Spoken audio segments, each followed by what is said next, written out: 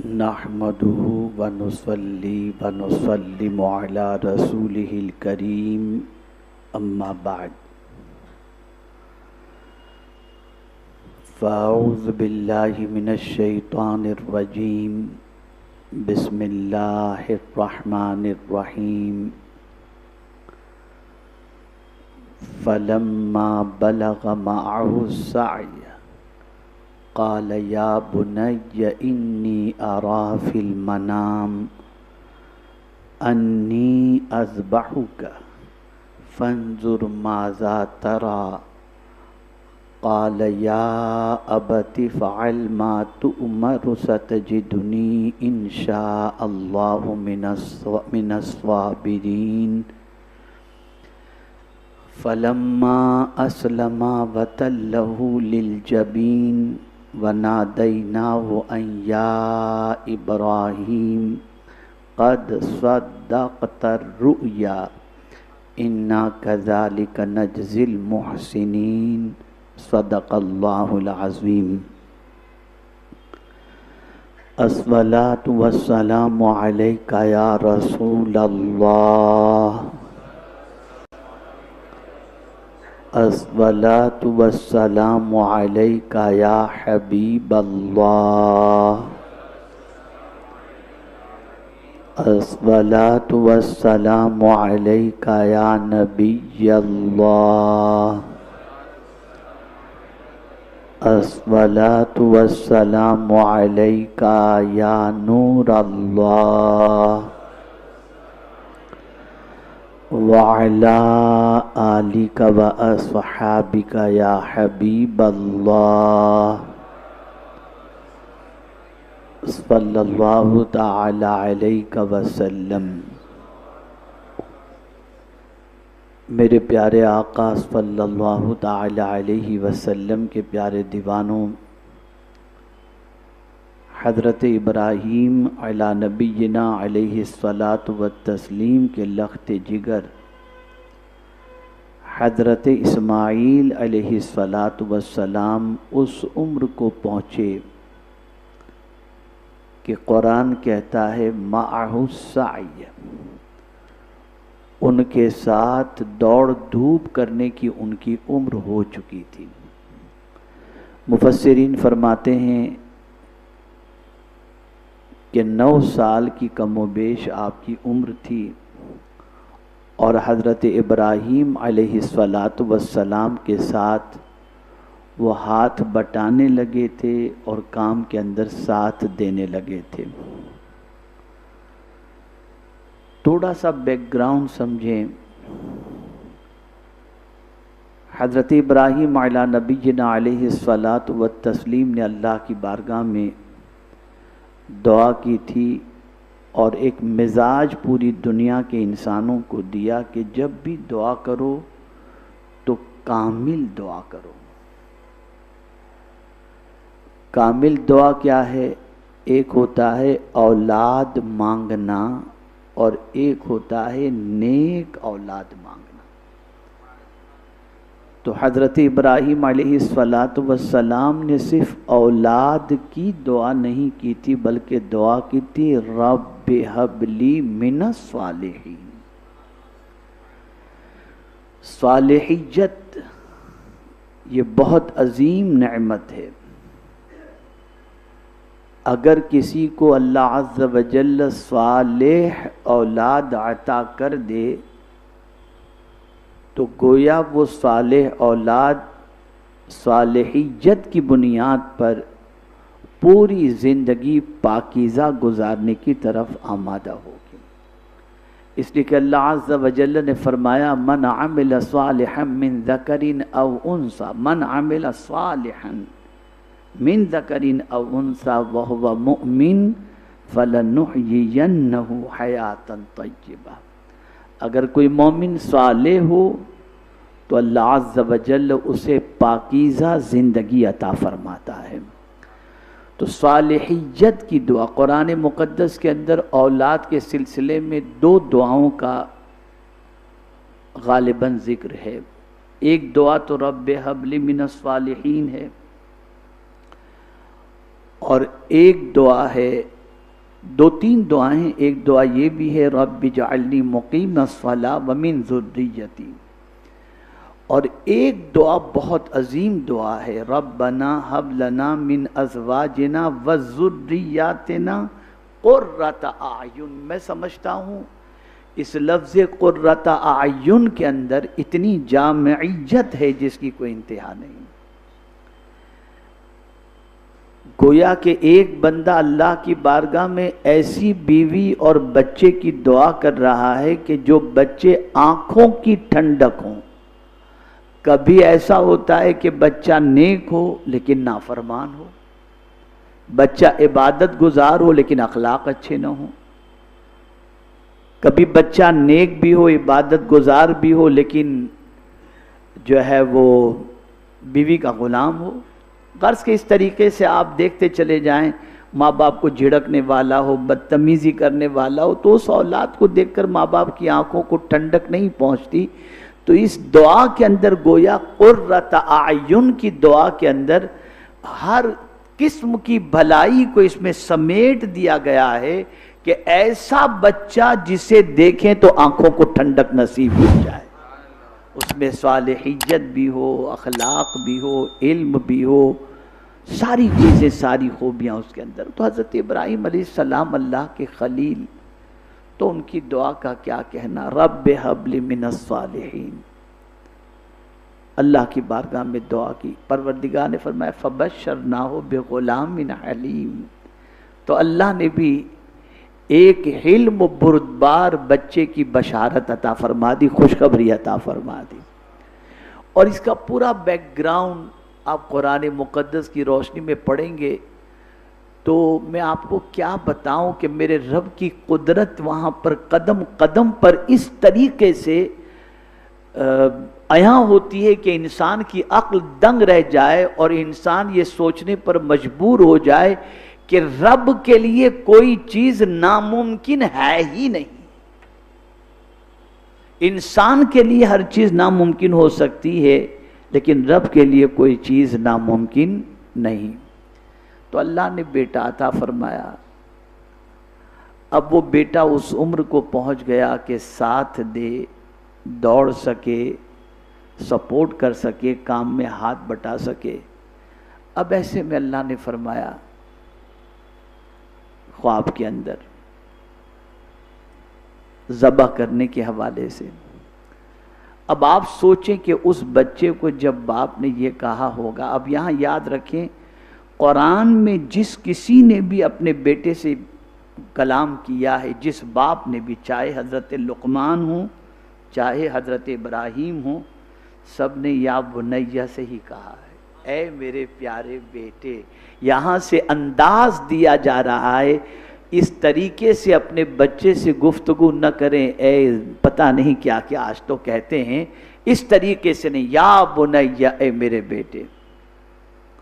حضرت لقمان نے کہا یا بنیہ لا تشرک باللہ، یا بنیہ اقم الصلاۃ وامر بالمعروف۔ آپ اندازہ لگائیں، یہاں حضرت ابراہیم علیہ السلام اپنے بیٹے سے کہتے ہیں یا بنیہ، اے میرے بیٹے، انی ارا فی المنام انی اذبحک۔ پتہ چلا کسی نیک کام کو کرنے سے پہلے جس کے اندر بیٹے کی بھی شمولیت ہو، بیٹے سے مشورہ کر لینا ضروری ہے، ضروری ہے، مشورہ کیا۔ فانظر ماذا تری میں یہ پہلو اجاگر ہو رہا ہے کہ اپنے بیٹے سے مشورہ کریں، بیٹا تیری رائے کیا ہے؟ میں نے تو یہ خواب میں دیکھا ہے کہ تجھے ذبح کر رہا ہوں، تیری رائے کیا ہے؟ یہاں تھوڑا سا میں سمجھا دوں، کل جمعہ کو بھی میں نے بتایا تھا، آج بھی تھوڑا سا بتا دوں۔ پہلی بار حضرت ابراہیم علیہ السلام نے خواب 8ویں ذی الحجہ کو دیکھا، ذبح کرنے سے متعلق، اور اسی لیے 8 ذی الحجہ کو یوم ترویہ کہتے ہیں۔ تو آپ تھوڑے سے سوچ میں پڑ گئے کہ یہ خواب ہے، وسوسہ ہے، حقیقت ہے، حکم ہے۔ پھر دوسری رات یعنی 9ویں کو حضرت ابراہیم علیہ السلام کو پھر خواب آیا، تو پھر آپ نے پہچان لیا، اس لیے 9ویں ذی الحجہ کو یوم عرفہ کہتے ہیں کہ آپ نے پہچان لیا۔ اور 10ویں کو آپ قربانی کے لیے تیار ہو گئے تو اسی لیے اس دن کو یوم النحر کہتے ہیں۔ تو حضرت ابراہیم علیہ السلام تیار ہوئے۔ اب اس کے بعد اپنے بیٹے سے تو آپ نے پوچھ لیا، یہاں ایک نقطہ میں آپ کے سامنے عرض کرتا ہوں، آپ کی ہماری سب کی جو کوتاہی ہے، اس کوتاہی سے دور رہتے ہوئے ہمیں اپنی اصلاح کی ضرورت ہے۔ اپنے بچوں کو 2 چیزوں کی تربیت ہمیشہ کیا کریں، پہلی چیز ہے نماز اور دوسری چیز ہے صبر۔ نماز اور صبر، یہ 2 چیزیں بچوں کو بچپن ہی سے پلا دیا کریں۔ کوئی تکلیف ہو، بیٹے ذرا مصلی بچھا کے 2 رکعت پڑھ لو، کوئی بھی مسئلہ ہو بیٹا 2 رکعت نفل پڑھ لو۔ اور دوسری چیز ہے صبر، اس لیے کہ قرآن نے بڑی سی بڑی مصیبت کے حوالے سے مدد مانگنے کے 2 ذریعے بتائے، یا ایھا الذین آمنوا استعینوا بالصبر والصلاۃ۔ یہ 2 چیزیں، اگر بچے کو یہ 2 چیزوں کی عادت پڑ جائے تو یہ بچہ کبھی تنہا نہیں رہے گا، اللہ عز و جل کی رحمت و نصرت ہمیشہ اس بندے کے ساتھ رہے گی۔ اب آپ دیکھیں کیسا صبر سکھایا ہوگا حضرت ابراہیم علیہ السلام نے حضرت اسماعیل علیہ السلام کو، کہ گلے پہ چھری، اکلوتے بیٹے کے گلے پہ چھری چلانے کے بارے میں باپ کہہ رہا ہے، اور بیٹا کیا کہہ رہا ہے؟ قال یا ابت فعل، ابا جان جو آپ کو حکم ہوا ہے نا اسے کر گزریے، اسے کر گزریے۔ اور پھر یہ بڑائی نہیں بیان کر رہے، ارے آپ کیجئے دیکھا جائے گا، آپ دیکھیے گا میں کچھ نہیں کروں گا، میں شور نہ انداز دیکھیے، ستجدنی انشاء اللہ من الصابرین، ان قریب آپ مجھے پائیں گے اگر اللہ نے چاہا تو صبر کرنے والا۔ یہاں سے یہ بات سمجھ میں آئی کہ انشاءاللہ یہ اتنی عظیم دولت ہے کہ اگر انسان خود سے کچھ سوچے کہ میں یہ کر گزروں گا، نہیں ہو سکتا، اللہ چاہے تبھی کوئی چیز پاسبل ہو سکتی ہے۔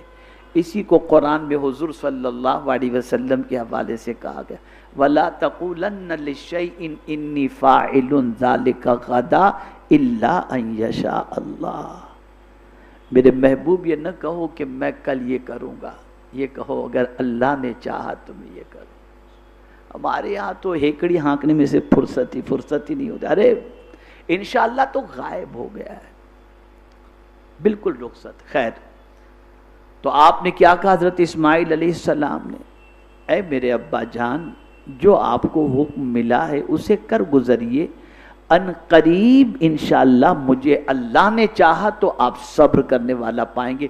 پتہ چلا کہ صبر اتنا پلا دیا گیا تھا کہ 9 سال کی عمر کا بچہ بھی گلے پر چھری باپ اگر چلائے تو اس وقت کے حوالے سے جس وصف کا ذکر کر رہا ہے وہ وصف ہے صبر کا وصف، صبر کا وصف ہے۔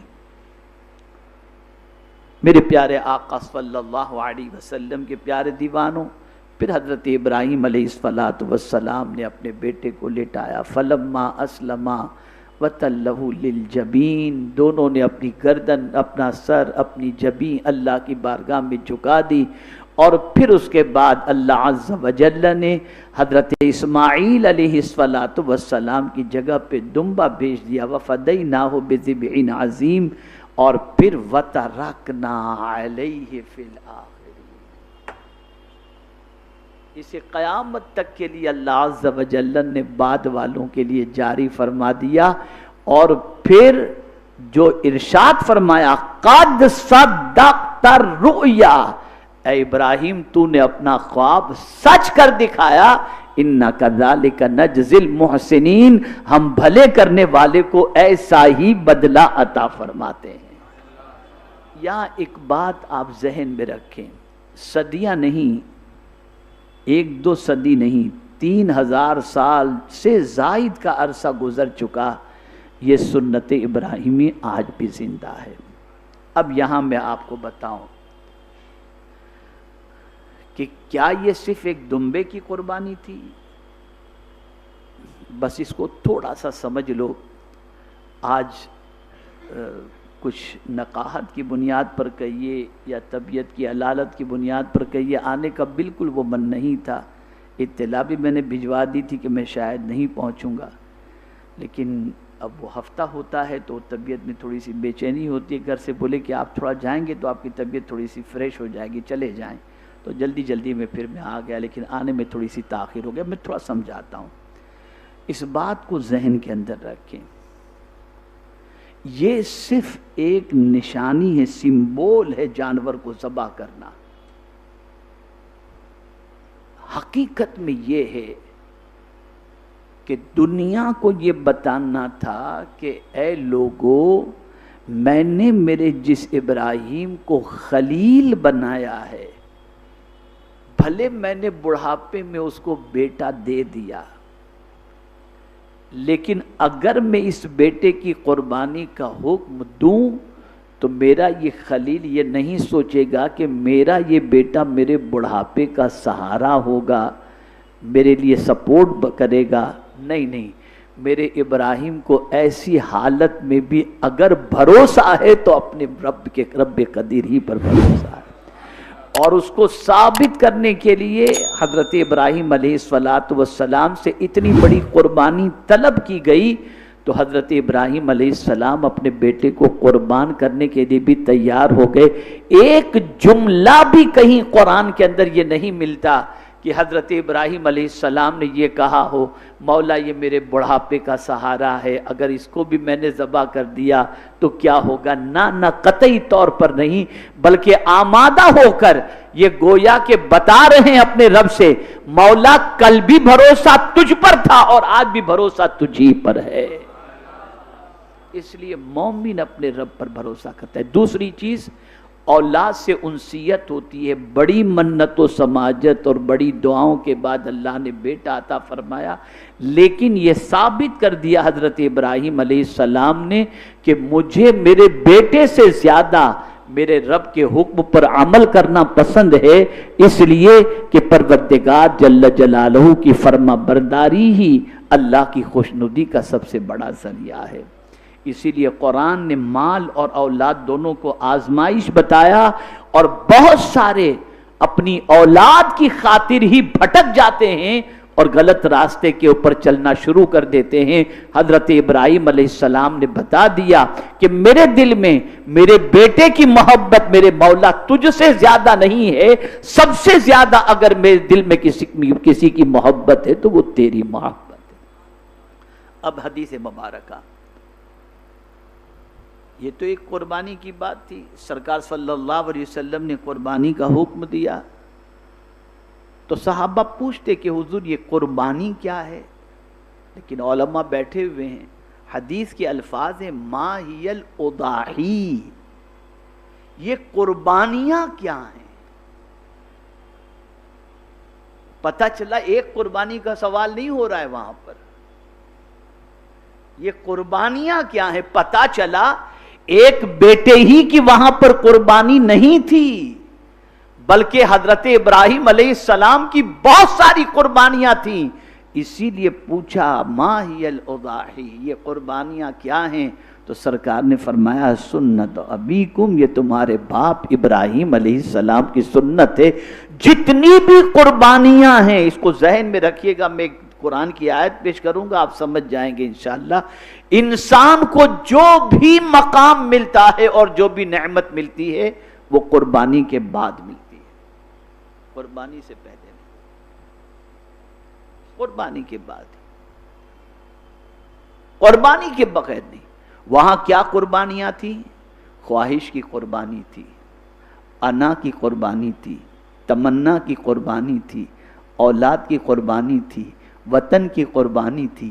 اتنی قربانیاں حضرت ابراہیم کی ذات کے ساتھ وابستہ ہیں جس کی کوئی انتہا نہیں۔ تو حضرت ابراہیم علیہ السلام کی ان ساری قربانیوں کو سوچو کہ کیا کیا قربانیاں انہوں نے دی. اللہ نے فرمایا بے آب و گیا وادی کے اندر اپنی بیوی اور بچے کو چھوڑ کے چلے جاؤ. چھوڑ کر چلے گئے. یہ بھی ایک بہت بڑی قربانی. ذبح کرنے کا حکم ہوا, اس کے لیے تیار ہو کے خواہش قربان کر دی انہوں نے. اور پھر انا کی قربانی, مولا تو نے مجھے خلیل بنایا ہے, اتنا بڑا مرتبہ دے کر تو مجھ سے کہتا ہے کہ میں میرے بیٹے کو قربان کروں. نا مولا میرا کچھ ہے ہی نہیں, سب کچھ تیرا ہی ہے. یہ ہے قربانیاں. تو جب ہم جانور, اس کو سمجھو یہ معمولی چیز نہیں ہے. ہم کیا کرتے ہیں, بسم اللہ اللہ اکبر, پائے اوپر بھیج دینا, کلیج ادھر بھیج دینا, یہی سب ہے, اسی میں لگے ہوئے ہیں. اگر یہ معمولی چیز ہوتی تو کبھی یہ نہ فرمایا جاتا کہ قربانی کے جانور کے خون کے زمین پر گرنے سے پہلے اللہ قربانی کرنے والے کی بخشش فرما دیتا ہے. یہ معمولی چیز نہیں, یہ خواہش کی قربانی ہے, یہ مال کی قربانی ہے, تمناؤں کی قربانی ہے. اور پھر یہ بھی فرمایا کہ جو مال قربانی کے جانور کے پیچھے خرچ کیا جاتا ہے اس مال سے زیادہ اللہ کو کوئی دوسرا مال پیارا نہیں ہے. یہ اتنا. اور اس دن کا عمل سب سے بڑا اللہ کو اگر کوئی پسند ہے تو وہ قربانی ہے. بس لیکن کیا کیا جائے, کھانے پینے کے شوق نے اور تمنا نے اس حد تک ہمیں کھانے پینے کا رسیہ بنا دیا کہ اب کہیں بھی جاؤ تو صرف اسی چیز کی فکر رہتی ہے. قربانی میں بھی یہی فکر. تو جب قربانی کریں اس وقت یہ تصور ہونا چاہیے, میں آج صرف ایک جانور کی قربانی نہیں کر رہا ہوں, میں اپنی خواہش کی قربانی کر رہا ہوں. مال بھی اللہ کے لیے اور میں بھی اللہ کے لیے. آج سے جو کروں گا اللہ کی رضا کے لیے کروں گا, اور اللہ کی رضا کی خاطر ہر قسم کی قربانی دینے کے لیے تیار ہوں. مجھے بہت تفصیل سے آج بیان کرنا تھا اس پر, لیکن میں بہت مختصر سے گفتگو, بس ایک آیت میں آپ کو سمجھا دوں تاکہ آپ سمجھ جائیں کہ قربانیوں کے بعد ہی اللہ مقام عطا کرتا ہے. وَإِذِ ابْتَلَىٰ إِبْرَاهِيمَ رَبُّهُ بِكَلِمَاتٍ فَأَتَمَّهُنَّ قَالَ إِنِّي جَاعِلُكَ لِلنَّاسِ إِمَامًا. یہ آیت کا ربط بتاتا ہے کہ اللہ نے جب حضرت ابراہیم علیہ السلام کی آزمائش فرمائی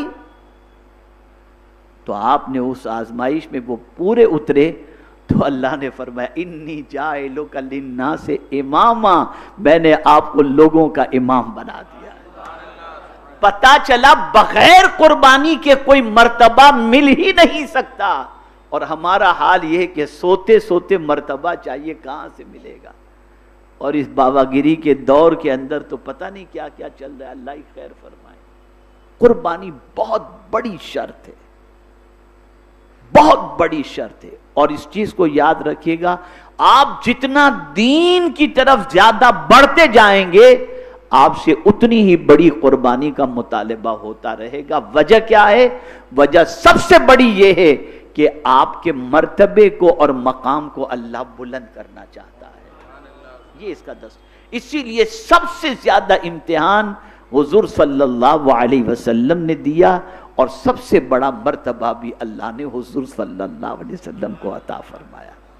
تو میرے پیارے آقا صلی اللہ علیہ وسلم کے پیارے دیوانوں, قربانی کے پہلے یہ نیت, اور خاص طور پر حضور صدر الشریعہ علیہ رحمہ نے فرمایا مخصوص جانور کو. دیکھیے قربانی کیوں کرنا ہے, میری آواز دنیا کے مختلف ملکوں میں بھی لوگ سن رہے ہیں, تو سب اپنی نیتوں کو درست کر لیں. قربانی کے حوالے سے کیا فرمایا, کیا نیت ہونی چاہیے؟ مخصوص جانور کو مخصوص دنوں میں اللہ کے قرب کو حاصل کرنے کے لیے قربان کرنا, یہ ہے در حقیقت قربانی. مقصد اللہ کا قرب حاصل کرنا. تو پتہ چلا یہ قربانی اللہ سے قریب کرنے کے لیے آتی ہے. یہ گولڈن اپورچونٹی ہے, گولڈن چانس ہے اللہ سے قریب ہونے کے لیے. اللہ عز و جل رحمت عالم نور مجسم فخر آدم و بنی آدم صلی اللہ علیہ وسلم کے صدق و طفیل ہم سب کو اخلاص کے ساتھ قربانی کرنے کی توفیق عطا فرمائے. اور پھر حضرت اسماعیل علیہ السلام قربانی کے لیے تیار ہوئے تو قرآن نے کیا خوب کہا، وَاذْكُرْ اسماعیل اِنَّهُ كَانَ صَادِقَ الْوَعْدِ. یہ معمولی اسماعیل نہیں ہے، یہ وہ اسماعیل ہیں جو انہوں نے وعدہ کیا تھا وہ اپنے وعدے میں پورے اترے اور سچے اترے. ہر رسول وعدے میں سچے ہوتے ہیں، لیکن جن کی پشت سے مصطفیٰ جنم لینے والے ہوں اس حضرت اسماعیل کے وعدے کی وفا کا عالم کیا ہوگا. اسی کی اگر آپ دیکھیں پروردگار جل جلالہ نے حضرت اسماعیل علیہ السلام ہو، حضرت ابراہیم علیہ السلام ہو، حضرت یوسف علیہ السلام ہو، حضرت موسیٰ علیہ السلام ہو، سب کو جتنی خوبیاں اللہ نے الگ الگ عطا کی تھیں، اگر ان ساری خوبیوں کے گلدستے کو دیکھنا ہے تو مدینے کے تاجدار صلی اللہ علیہ وسلم آنچ خوباں ہما دارن تو تنہا داری، سب جو الگ الگ خوبی رکھتے تھے. یا رسول اللہ آپ کی واحد ذات وہ ذات ہے کہ سارے نبیوں کی خوبیوں کا اگر کوئی مجسمہ ہے تو یا رسول اللہ صلی اللہ علیہ وسلم آپ کی ذات ہے. اپنی قسمت پر ناز کرو کہ جس رسول میں اللہ نے ساری خوبیاں عطا فرما دیں، اپنے فضل سے اس رسول کے امتی ہونے کا شرف ہمیں حاصل ہے، ہمیں حاصل ہے. اللہ تعالی رحمت عالم صلی اللہ علیہ وسلم کے صدق و طفیل ہم سب کو اپنے اور اپنے پیارے حبیب صلی اللہ علیہ وسلم کے فرامین پر عمل کی توفیق عطا فرمائے، اور پروردگار جل جلالہ بچوں کی قربانی کے صدقے میں ہم سب کی قربانیوں کو قبول فرمائے. آپ سب کی خدمت میں بلبل باغ مدینہ کی طرف سے بھی سلام. ابھی میں جب یہاں آ رہا تھا تو ویڈیو کال کے ذریعے وہ حرم شریف کے پاس سے بات چیت ہوئی. اللہ تعالیٰ سب کو حج مبرور کی سعادت عطا فرمائے، اور پروردگار جل جلالہ اپنے حبیب صلی اللہ علیہ وسلم کے صدق و طفیل ہم سب کو بھی حج کی سعادت اور حج مبرور کی سعادت عطا فرمائے. وما علینا الا البلاغ المبین. السلام علیکم ورحمۃ اللہ تعالی وبرکاتہ.